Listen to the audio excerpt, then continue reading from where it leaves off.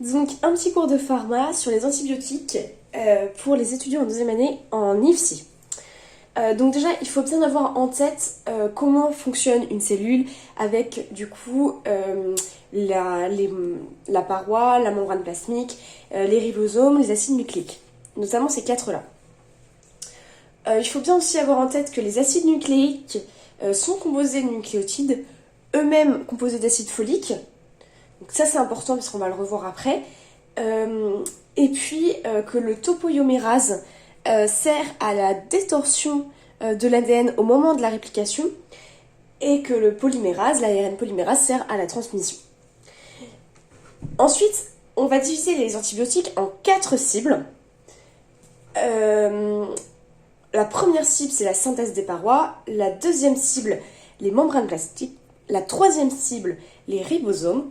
Et la quatrième cible, les acides nucléiques. En réalité, il y a d'autres cibles, mais on va surtout étudier les 4 qui sont ici.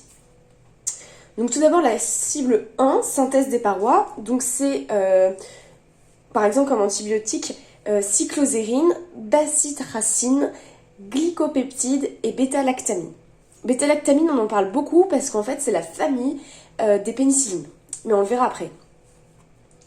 Dans la cible 2, donc membrane plasmique, on a colistine et daptomycine. Dans la cible 3, on a, donc du coup c'est les ribosomes, qui sont divisés en 2 sous-unités, puisque comme vous le savez, un ribosome c'est composé de 2 unités. L'unité 50S, la plus grosse, et l'unité 30S, la plus petite. Dans l'unité 50S, on a les phénicides, macrolides et l'inésolides.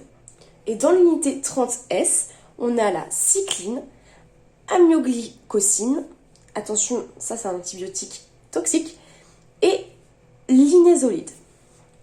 Et enfin, les cibles 4, acides nucléiques, avec les inhibiteurs de l'ARN polyomérase, comme antibiotique enzamycine, les inhibiteurs topiomérase, comme antibiotique quinolanose, et les inhibiteurs d'acide folique, comme antibiotique salfamide ou trémitraprine.